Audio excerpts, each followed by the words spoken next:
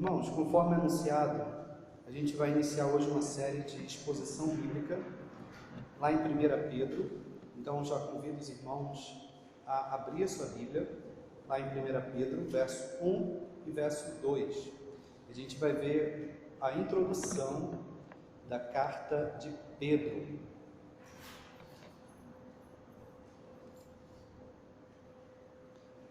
Diz assim, 1 Pedro, capítulo 1, verso 1, verso 2.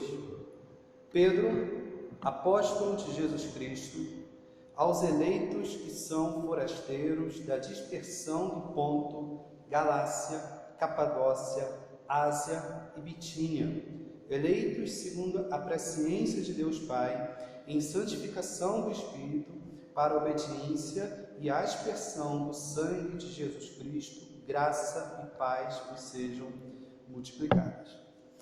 1 Pedro, ou como algumas versões antigas colocam, a primeira epístola geral de Pedro tem uma pequena diferença em relação aos seus destinatários, quando a gente compara com as cartas de Paulo. Porque quando a gente olha para as cartas de Paulo, a gente vê que Paulo escrevia suas cartas direcionadas a igrejas específicas ou a pessoas específicas, por exemplo, Timóteo, Tito, ou para algumas igrejas como a igreja de Éfeso, a igreja aos Romanos, e entre outras cartas. Mas a carta de Pedro, ela é chamada de epístola geral, justamente porque Pedro não escreve para uma igreja ou para uma pessoa específica, mas ele escreve para vários cristãos que estão espalhados, e aí o texto mesmo diz, espalhados por Ponto, Galácia, Capadócia, Ásia, Bitínia, o que hoje, se nós olharmos no mapa, seria a atual Turquia. Então, por isso, a 1 Pedro é conhecido como a carta geral, tal como a segunda carta de Pedro, Hebreus também é uma carta geral, Tiago é uma carta geral, Judas e as 3 cartas de João, 1ª, 2ª e 3ª João também é uma carta geral, direcionada a cristãos de modo geral e não de modo particular. O objetivo de Pedro ao escrever essa carta, como a maioria das cartas do Novo Testamento, era encorajar os cristãos diante das perseguições. Há outros objetivos que nós veremos ao longo da exposição, como, por exemplo, como nós podemos ter a certeza da salvação, algo super importante, inclusive atualmente, muita gente em dúvida, como é que eu sei se eu sou salvo, como é que eu sei que eu sou salvo, como é que eu posso ter a certeza da salvação, e ao longo da exposição de Pedro a gente tem alguma ideia de como é que Pedro discorre sobre esse assunto, mas de modo geral o assunto principal é alentar os irmãos diante da perseguição que eles estavam sofrendo, que era uma perseguição muito forte. Quando a gente olha ali no contexto dessa epístola de Pedro, a gente vê que havia sobre os cristãos muita difamação, muito preconceito em relação àqueles que saíram, entre aspas, do judaísmo. Eles chamavam que os cristãos eles eram uma seita. Os cristãos eram chamados de hereges no primeiro século. Os hereges e a seita que saiu de dentro do judaísmo. Então havia muito preconceito. Os cristãos eram difamados e eram chamados, inclusive, olha só que interessante, eram chamados de canibais. Por quê? Porque os irmãos se reuniam ali, aí segundo a Escritura, na ótica lá dos incrédulos, segundo a Escritura eles tinham que se reunir, comer um corpo de um certo homem, comiam um pão, bebiam sangue e tal. Eles interpretavam a ceia dessa forma, como se existissem homens canibais que se reuniam para comer ali o corpo e beber o sangue. Eles não conseguiam entender que o corpo era uma representação, que o pão era uma representação do corpo de Cristo e o sangue e o cálice do sangue de Cristo. Mas um episódio, irmão, foi muito marcante e foi muito importante para essas perseguições. A gente sabe na história que no ano de 64 houve um grande incêndio em Roma, e quem provocou esse incêndio foi o imperador Nero. Só que olha a astúcia de Nero. Ele odiava os cristãos, e aí, depois desse incêndio, que incendiou mais ou menos ali, mais de 10 cidades, foram um incêndio assim grandioso, ele chega para a sociedade e fala: sabe quem foi o culpado? Os cristãos. Então imagina a situação: os cristãos já eram mal vistos, tinha difamação, eram vistos como canibais e agora eram culpados por um incêndio em Roma em grande proporção. Pronto, perseguição começa. E os irmãos começam a fugir, a se dispersar, outros não conseguem fugir, como por exemplo Pedro e o apóstolo Paulo. A tradição cristã vai dizer que o apóstolo Paulo morreu nesse período de perseguição pelas mãos de Nero, morreu decapitado, teve a sua cabeça arrancada. E também, um pouco antes de Pedro escrever essa carta, Pedro foi crucificado e diz a tradição de cabeça para baixo. Então, o que desencadeou uma grande perseguição foi Nero tacar fogo em Roma e culpar os cristãos. Então, os cristãos já não eram bem vistos, aí tiveram essa culpa, né? E aí a perseguição se alastrou. A gente olha no verso 1, diz assim no verso 1, irmãos: Pedro, apóstolo de Cristo. Esse é aquele mesmo Pedro inconstante, temperamental, sanguíneo, né? Que vivia sempre dando trabalho para Cristo, que quase causou uma chacina ali naquele momento da prisão de Cristo. A gente se lembra bem que quando os soldados chegaram para prender Cristo, quem é que tira a espada e tenta decapitar o soldado? Pedro novamente, só que arranca a orelha, não consegue decapitar o soldado mal. Jesus vai lá, teve que fazer um milagre ali, né, para que não houvesse uma chacina. Pedro, aquele mesmo que se achava superior a todos os outros, aquele episódio clássico, quando Cristo fala: olha, vocês vão me negar, vocês vão me trair. Pedro bate no peito e fala o quê? Eu sou Pedro, eu sou o cara. Ainda que todos eles, aí Pedro aponta, né, o texto dá a ideia de que, ainda que todos eles aqui, todos os apóstolos, discípulos te neguem, eu serei o único que vou permanecer com o Senhor até o fim e não vou te trair. Então esse é o mesmo Pedro que dava bastante trabalho, mas que teve que aprender com as quedas, teve que aprender com os erros, teve que aprender com a permissão da queda, até finalmente ser restaurado por Cristo Jesus e ser um Pedro mais humilde, capaz de pregar um sermão ali em Atos dos Apóstolos e 3.000 pessoas serem convertidas, capaz inclusive de ser escolhido por Deus para escrever 2 epístolas. Mas se Pedro não tivesse passado pela experiência da queda, pela experiência da humilhação, provavelmente nós não teríamos esse apóstolo Pedro escrevendo essa carta. Eu diria que se fosse aquele mesmo Pedro escrevendo essa carta, ele poderia começar assim: Pedro, o apóstolo de Jesus Cristo. Nós sabemos que o "o" faz toda a diferença, né? Não é Pedro, apóstolo de Cristo. Se fosse o mesmo Pedro, ele diria: Pedro, o apóstolo, o cara, o maior dos apóstolos. Mas nós vemos aqui um Pedro completamente diferente, um Pedro que já se coloca no mesmo patamar de todos os outros apóstolos. Eu sou apóstolo igual a qualquer outro apóstolo. Eu sou um servo de Deus.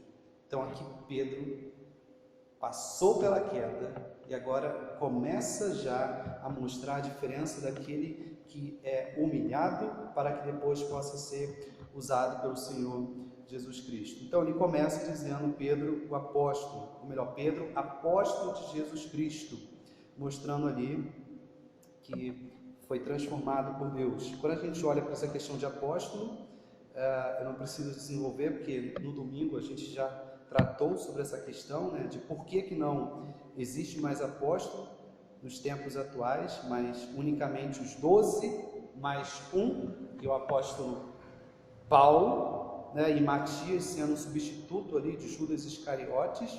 Mas uma coisa interessante, irmãos, diferente do apóstolo Paulo, que teve inúmeras vezes que defendeu o seu apostolado, teve que tentar provar que ele de fato era um apóstolo de Cristo, porque Paulo foi chamado posteriormente. E aí alguns irmãos ficaram na dúvida: será que Paulo é apóstolo ou não? E Paulo teve que provar. Mas Pedro não. Pedro ele não se preocupa em provar que era apóstolo. Por quê? Porque Pedro está com Cristo desde o início, viu Cristo morto, ressurreto, teve a experiência de ser chamado por Deus para ser apóstolo, aquela experiência também ele passou em Atos capítulo 2.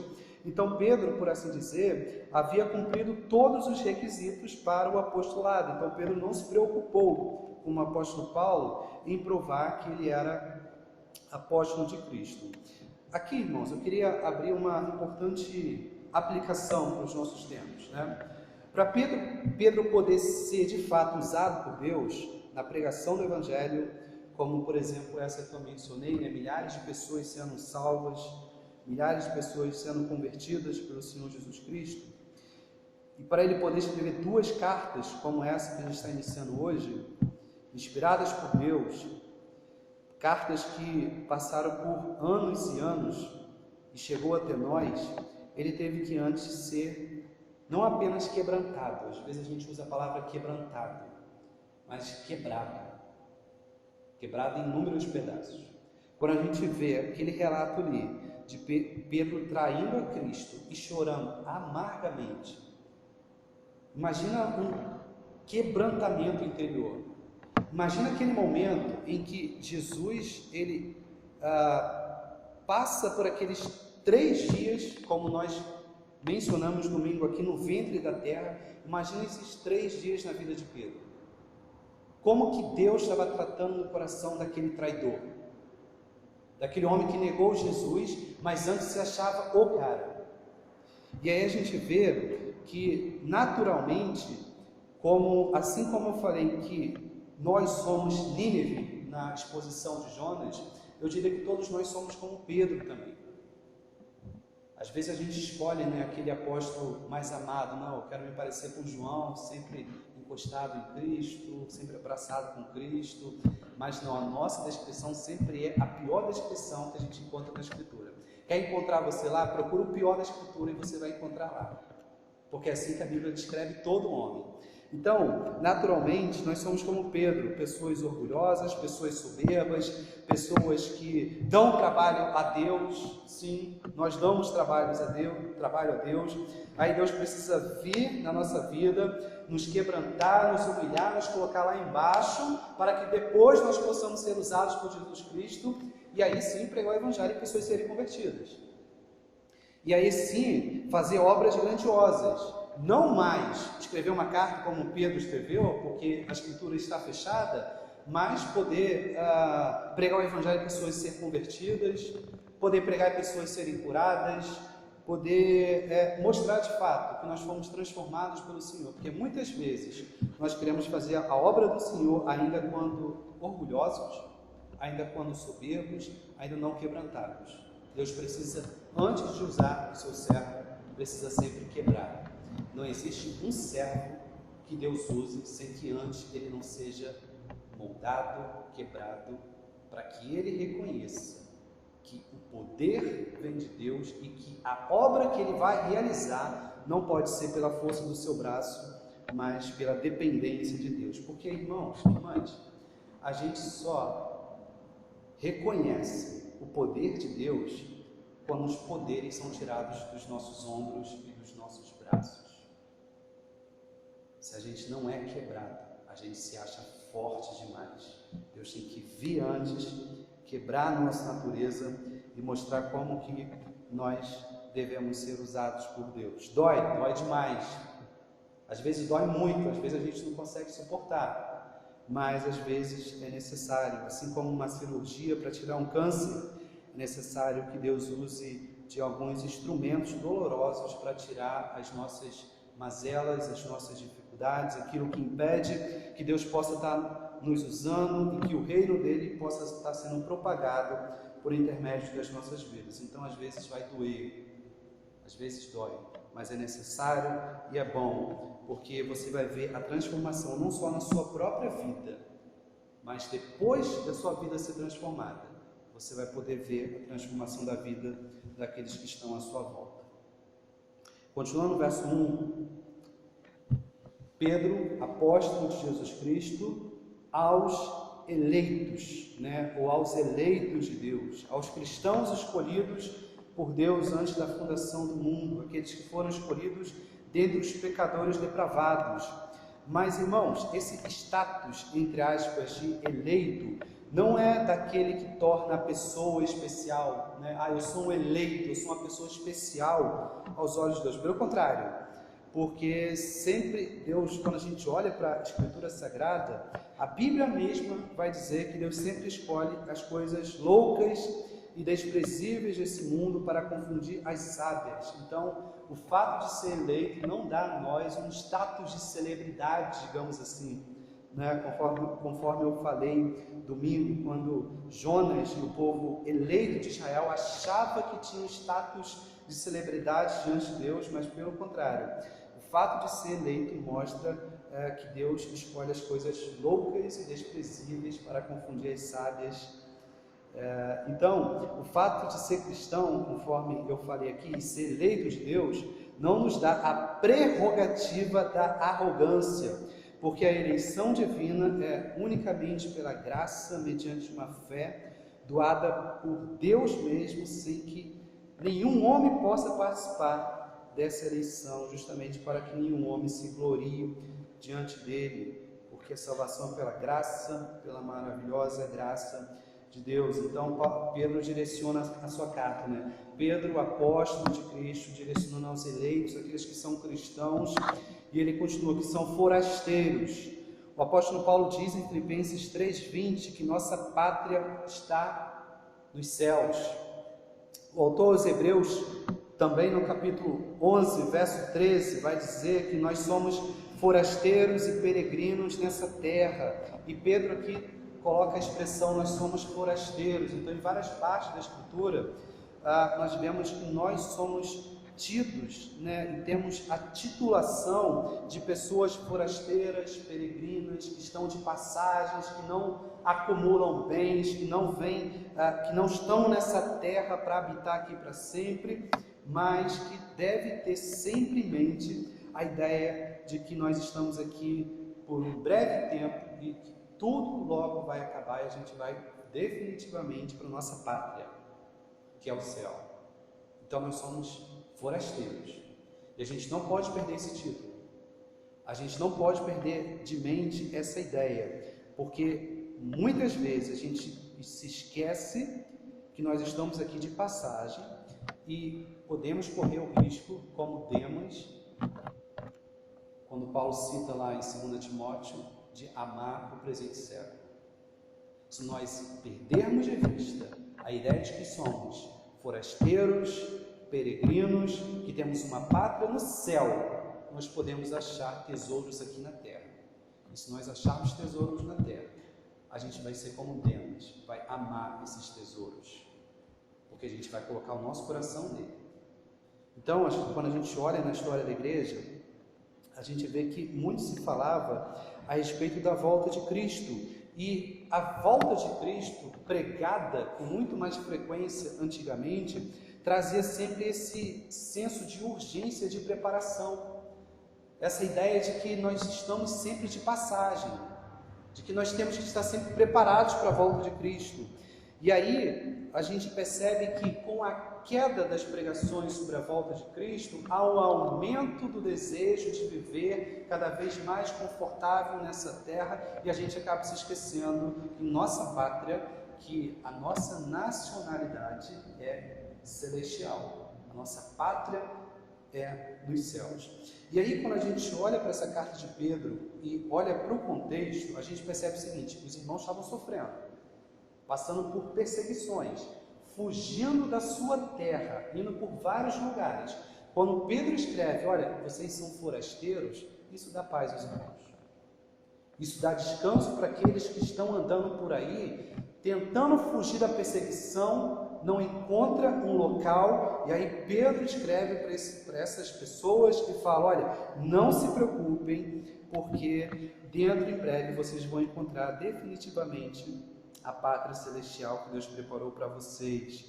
Então está difícil, vocês estão passando por perseguição, vocês saíram do lar de vocês, saíram da casa de vocês em virtude da perseguição, mas entendam uma coisa: vocês têm uma casa que Cristo foi lá preparar o lugar. que vocês têm que ter esperança.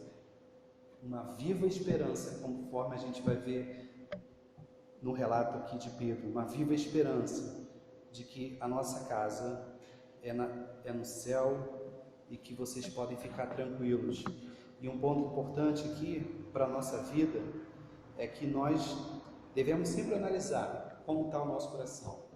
Nós não devemos ser como aquelas pessoas desapegadas que, por exemplo, Cristo vai voltar, igual alguns falsos profetas se levantam por aí e falam assim, Cristo vai voltar no ano tal, em 2012, sei lá, em 2016, como houve aí algumas pessoas foram para determinado local, se isolaram e foram se preparar para a volta de Cristo. Vocês não devem viver dessa forma, de forma extrema, né? Mas também não devemos viver de uma outra forma extrema, como se não houvesse mais céu. A minha grande preocupação é que existem muitos cristãos hoje que vivem como se não houvesse céu, como se estivesse aqui tudo bom, ar-condicionado, shopping, uma vida aconchegante, dinheiro na conta, emprego. Essas coisas são bênçãos de Deus, nós devemos comemorar, mas elas não podem tirar o nosso foco de que nós somos forasteiros, peregrinos, estamos aqui de passagem. Essa é a ideia que o apóstolo Pedro quis levar para aqueles irmãos. Continuando aqui, ele diz, aos eleitos que são forasteiros da dispersão do Ponto, Galácia, Capadócia e Ásia. A gente encerra esse primeiro verso, mais uma vez só, lembrando que aqueles irmãos, eles saíram dos seus lugares e agora eles estão espalhados por esses locais aí, Ponto, Galácia, Capadócia, Ásia, Bitínia. E aí a gente vai para uma observação importante, irmãos. Às vezes a gente olha assim, perseguição, lutas que os irmãos sofreram no primeiro século, e a gente só vê lado negativo. Mas vou citar pelo menos 2 lados positivos das perseguições. Primeiro, os irmãos de Jerusalém e de outros locais ali próximos a Jerusalém, eles eram irmãos que foram salvos por Cristo, mas que estavam acomodados. Mesmo Deus falando, ide por todo mundo, pregar o Evangelho e tal, Deus precisou criar um instrumento para que eles fossem por todo mundo. Qual o instrumento que Deus usou? Perseguição. Então, quando os irmãos eram perseguidos e iam fugindo para esses locais, como Galácia, Capadócia, etc., eles iam pregando o Evangelho. Eles iam falando de Cristo. Estou sendo perseguido por causa disso, que a gente pregou o Cristo, Jesus Cristo que morreu, foi crucificado e tal. E na fuga da perseguição, o Evangelho ia sendo propagado. E pessoas que nunca tinham ouvido o Evangelho estavam sendo salvas através da perseguição. E a gente consegue ver o primeiro ponto positivo das perseguições. Segundo ponto é que havia também entre os cristãos muitos falsos cristãos, como há hoje. E as perseguições serviam também para purificar a igreja. Por quê? Porque só aguenta pancada, só aguenta perseguição e persevera quem é cristão e tem uma viva esperança. Um falso cristão, na primeira pancada, sai fora. Um falso cristão, na primeira dificuldade, abandona o cristianismo. Um cristão verdadeiro, ele vai sempre ter um alento espiritual interno, dizendo, perseverem e nunca parem. Então, as perseguições serviu também para purificar a igreja. Quando havia muito joio ali, quando havia muito falso cristão, Deus trazia perseguição. Aí os falsos cristãos saíam fora, os verdadeiros permaneciam. E aí os verdadeiros iam por aí, pregavam o Evangelho, e o Evangelho de Deus era propagado. Verso 2, para a gente caminhar para o fim, diz assim, eleitos segundo a presciência de Deus, Pai, em santificação do Espírito, para a obediência e a aspersão do sangue de Jesus Cristo, graça e paz me sejam multiplicadas. Irmãos, percebam aí uma ênfase trinitária de Pedro. A gente percebe aqui Deus Pai, Deus Filho e Deus Espírito Santo. Ele fala de Pai como autor da eleição pela presciência, Ele fala do Espírito Santo que nos conduz à obediência e, finalmente, ele fala de Jesus Cristo como mediador, aquele que teve o sangue aspergido. Né? Por que Pedro, irmãos, traz essa ênfase trinitária logo no início? Né?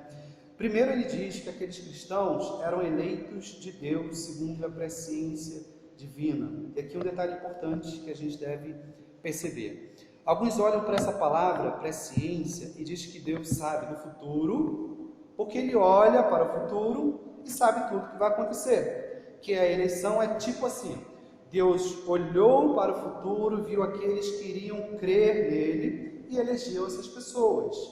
Ora, se os homens creriam em Deus no futuro, então a eleição não existe. Porque ou Deus elege antes da fundação do mundo, ou Deus olha para o futuro e elege mediante a atuação humana, o que esse verso não fala em hipótese alguma. Nesse verso em questão, a presciência se estabelece pelo decreto divino. Nós dizemos que, para ser mais claro, Deus, Ele sabe do futuro absolutamente tudo. Mas por quê? Porque Ele está lá. Porque Deus criou o futuro. Essa é a razão principal pela qual nós podemos descansar no amanhã. Porque Deus está no controle. Porque Deus controla todas as coisas. Ele faz todas as coisas para o bem daqueles que amam a Deus. Então, Deus sabe do futuro, Deus é presciente em relação às coisas futuras, porque Ele criou o futuro, porque Ele decretou o futuro. Então, quando fala aqui de presciência, a presciência se estabelece pelo decreto de Deus. Né? Deus sabe do futuro porque Ele criou o futuro. Então, vejamos como Pedro amarra essa questão aí. Algumas pessoas poderiam pegar esse ensino e dizer assim: se Deus decretou tudo, se Deus sabe do futuro, se Deus nos elegeu antes da fundação do mundo, então eu vou viver de qualquer jeito. Eu vou viver de qualquer jeito, eu vou pecar, Deus já me escolheu, eu sou especial, eu sou o eleito de Deus. Aí Pedro fala: vocês não entenderam nada. Olha o que o verso diz: olha, vocês foram eleitos por Deus, tudo bem, mas em santificação do Espírito para a obediência. Eleito de Deus verdadeiro é aquele que obedece e vive uma vida de santificação. Então aquelas pessoas que falam assim: eu sou cristão e acabou, eu vivo do jeito que eu quero, não é cristão, não entendeu o Evangelho, não entendeu a eleição divina. A eleição divina faz com que o cristão viva uma vida de santificação constante, uma vida de obediência constante, através da atuação do Espírito Santo de Deus. Isso quebra completamente aquelas pessoas que falam: eu sou eleito e acabou. Não. Pedro escreve: olha, eu estou escrevendo a vocês que são eleitos, que estão passando por perseguição, mas não pensem que, porque vocês são eleitos, vocês podem viver de qualquer maneira. Não, Deus Pai escolheu vocês, mas escolheu e deu o Espírito Santo para que vocês vivam uma vida de perfeita obediência e santificação. Em outras palavras, Pedro está dizendo assim: olha, se vocês vivem uma vida pecaminosa, constante, não venham dizer que são cristãos eleitos de Deus, porque não são. Por quê? A evidência de salvação é santificação. A pessoa que não se santifica não foi salva. Porque é muito claro que o Espírito Santo, que começou a obra em um cristão, ele vai trabalhar sempre. Então, cristão que não frutifica deve analisar a sua vida e ver se de fato é um eleito de Deus. Porque eleito de Deus vai sempre caminhar, conforme Pedro diz aqui, em obediência e santificação pela atuação do Espírito Santo. E finalmente, e a expressão do sangue de Jesus Cristo. Aqui Pedro faz uma referência ao Antigo Testamento, aquelas cerimônias sacrificiais onde havia a morte, de um animal, que apontava justamente para o sacrifício de Jesus Cristo. Em outras palavras, o que Pedro está querendo dizer aqui para fechar essa introdução é: vocês foram eleitos por Deus, devem viver uma vida de santificação e entender que o mediador, Jesus Cristo, é o único capaz de ser o Senhor que substitui vocês na cruz, que substituiu vocês na morte sacrificial de cruz. A palavra expiação, conforme eu tinha falado aqui, faz essa referência ao rito, e de forma clara e simples, Pedro quer dizer que por meio da morte sacrificial de Jesus Cristo, ele redimiu e comprou os eleitos escolhidos pelo Pai, comprados pela morte sacrificial e substitutiva de Cristo e confirmados pela santificação do Espírito Santo. Para encerrar, duas aplicações para os nossos tempos aqui. Saber que Deus, Trindade, trabalha em conjunto na nossa salvação deve nos trazer paz e descanso e certeza de que nunca seremos arrebatados das suas mãos. Essa é a principal razão por que defendemos que não existe a perda de salvação dos eleitos. Então a gente não está apenas nas mãos de Cristo ou apenas nas mãos de Deus Pai pela eleição, mas também nas mãos do Espírito Santo. A Trindade trabalha em prol dos eleitos de Deus. Deus escolhendo, o Filho sendo um mediador, o Espírito Santo sendo santificador, e a Trindade trabalhando em nós, nos dá plena certeza de que nada nos separa do amor de Deus, como diz Paulo. Nem a morte, nem a vida, nem os principados, nem as potestades, nem as coisas do presente, nem do porvir, nada nos separa das mãos poderosas de Deus, porque é o Deus Trindade quem nos sustenta. Finalmente, por outro lado, a eleição não elimina a nossa responsabilidade na busca pela santificação. Assim como o Espírito Santo capacitou aqueles cristãos que estavam passando por perseguição, dispersos, longe das suas casas, a perseverarem diante das perseguições, assim o mesmo Espírito ainda atua hoje, nos capacitando a perseverar diante das lutas, das nossas dores atuais e das nossas dificuldades, porque nós não passamos aquela perseguição. Nós não sofremos fisicamente aquela perseguição, mas as nossas dores hoje são outras. E o mesmo Espírito nos capacita a perseverar e a enfrentar o sofrimento.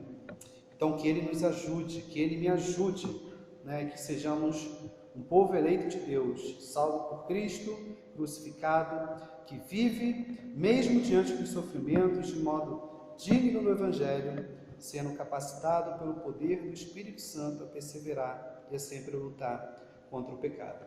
Então, essa aqui é uma introdução de Pedro, escrevendo aqueles irmãos que estavam espalhados, precisando de um conselho, de uma ajuda. E Pedro, ele escreve: olha, estou escrevendo para vocês que estão espalhados por vários locais, para que vocês tenham descanso, porque existe um Deus Pai, Espírito e Jesus Cristo intercedendo por vocês.